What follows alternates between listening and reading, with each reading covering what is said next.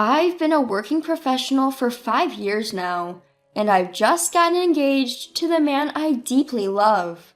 He's a divorcee with a child. There might be societal prejudice against us, but I love him and his child. Our family of 3 was walking a blissful life path. Or so I thought. With only a few months left until the wedding, everything was going so well for us. But who would have thought we'd end up in such a situation? My name is Ann Davis, 27 years old. I'm an ordinary office worker in a regular company. You could say my life up until now has been quite ordinary. As a shy person who dislikes being the center of attention, I've mostly been a wallflower. No romantic experiences to speak of, and no dating throughout my student years. I was just a quiet student, concentrating on my studies and extracurricular activities. But now I have someone I want to protect. My fiancé, Mark Johnson. Mark is 3 years older than me and works at a company affiliated with mine. We met through work, but our romantic relationship started due to a different reason. One day I was shopping alone at a mall on a day off, and I found a little girl who was lost. I immediately took her to the mall security center. While waiting with the child for the arrival of the guardian, it was Mark who heard the announcement and rushed over in a panic.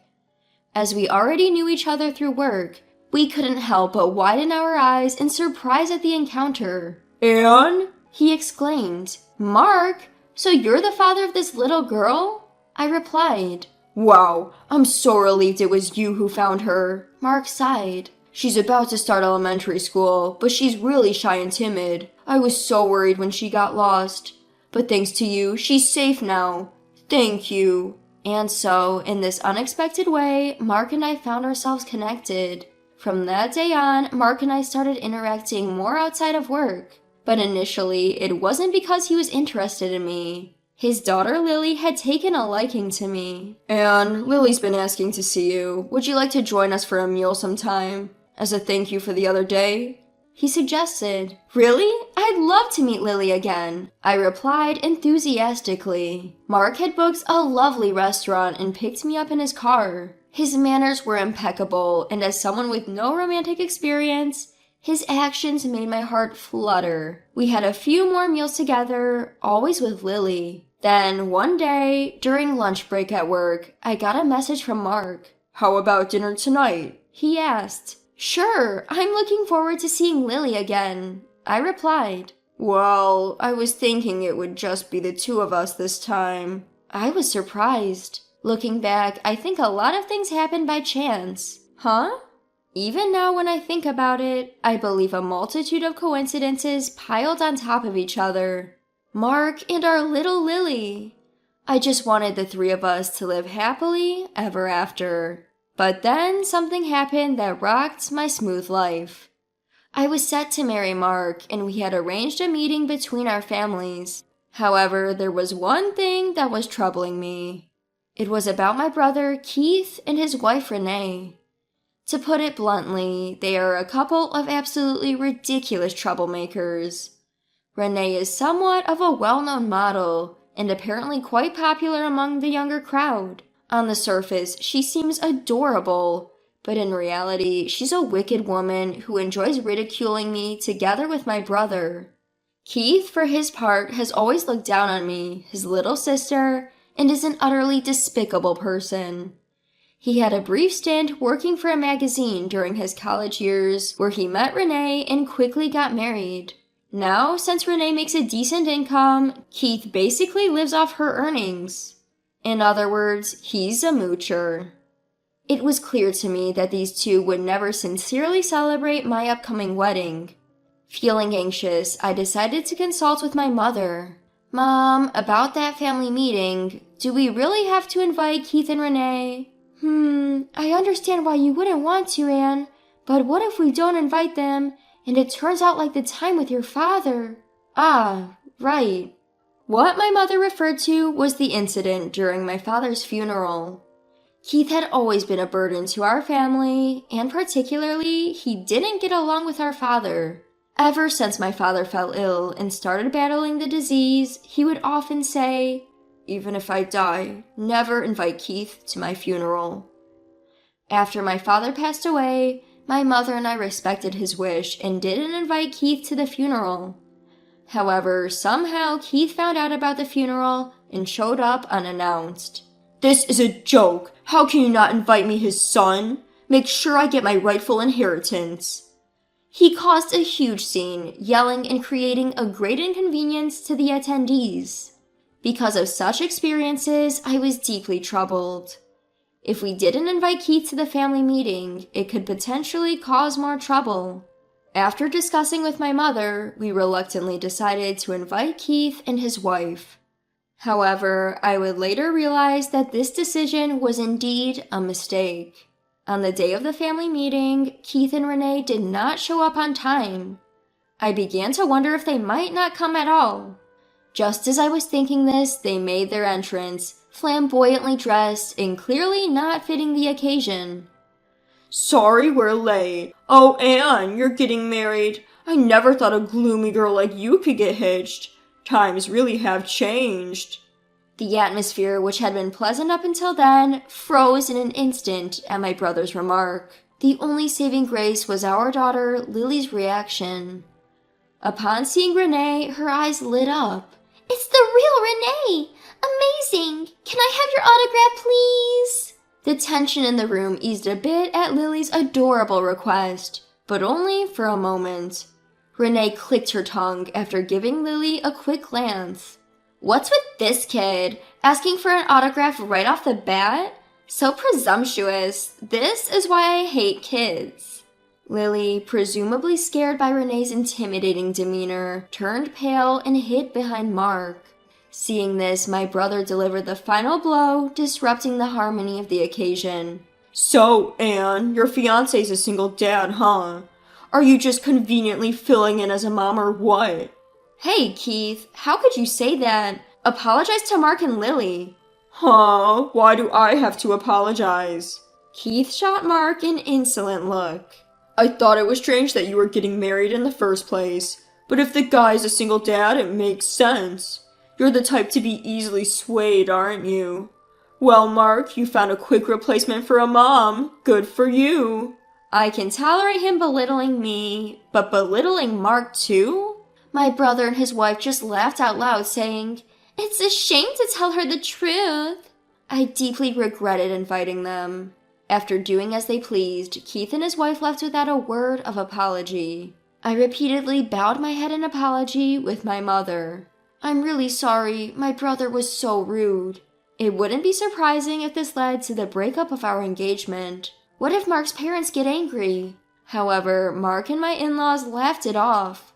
"Don't worry about it. The one who must have had the hardest time was you, Anne, right?" Mark's comforting words were followed by my in-laws. "That's right, Anne dear. We heard about it from Mark, and we understood today just how kind you are." "That's right, Anne. Don't worry about it. We're on your side." "Mark, thank you, mother-in-law, father-in-law." Despite the trouble caused by my brother and his wife, thanks to the magnanimity of my fiancé and my in-laws, I was able to get through the meeting. Needless to say, we decided not to invite my brother and his wife to the wedding after consulting with my mother. And then 5 months later, on the long-awaited day of my wedding to Mark, while preparing in the dressing room, I received a call from my brother. With an ominous feeling, I nervously picked up. Hello? "Hey, what's the meaning of this?" "What do you mean? What?" "Don't play dumb. I know today is your wedding day. It's a good thing I heard about it otherwise, since you completely forgot to send me an invitation. What were you thinking?" Apparently, he'd heard about the wedding from a cousin who was attending. My brother had mistaken the invitation I intentionally didn't send as an oversight on my part. Then, in a mocking tone, Keith said, "Well, I'll let it slide this time. I never planned to attend in the first place." "What are you talking about?" I raised my voice provocatively against Keith. "For the record, we never invited you and Renee in the first place." "You getting cocky, huh? Don't get ahead of yourself just because you're getting married. Ugly. My brother's voice was trembling with anger. The more he yelled, the calmer I became. Is that all you can do? Shouting loudly? What a pitiful person. Someday, someone will pull the rug out from under you. What? Remember this. I will make you regret this. Goodbye, and please never involve yourself with me again, I said firmly and hung up the phone. Afterwards, he called several times, but I ignored them all. By cutting ties with my brother, my heart felt a little lighter. Thanks to that, I was able to switch my mood and attend the ceremony. We were being blessed by a large number of people at the ceremony venue. I brushed aside the memory of my brother's words, telling myself to immerse in the happiness of the moment. Then it happened. Bang! The venue's door opened and my brother and his wife appeared. Then my brother turned to the guests and loudly announced, Ladies and gentlemen, we are the bride's brother and sister-in-law, but we were not invited to the wedding. Isn't that terrible? Hey, brother, stop it. What? You're the one at fault. This is your punishment for ostracizing us. The venue started to buzz with the arrival of my brother and his wife. Did you hear that? She didn't invite her own brother. That's pretty harsh, isn't it? I thought it was strange for her to marry a man with kids in the first place. Voices criticizing us began to reach our ears. I felt guilty towards my partner and in-laws. And my sister-in-law is a famous model. We were the ones who ended up looking bad for not inviting her to the wedding. Suddenly, there was a sharp noise as a microphone was switched on. Hello? Hello? Is this loud enough? Lily? I'm going to spill the beans now. The person who took the microphone was Lily.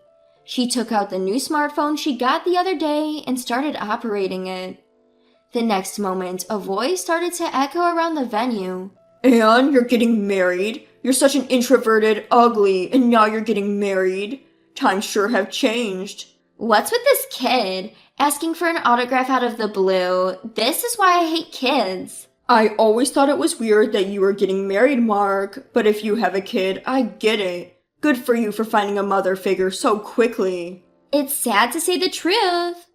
Indeed, the audio that Lily leaked were these rude remarks that my brother and his wife had made during our meetup.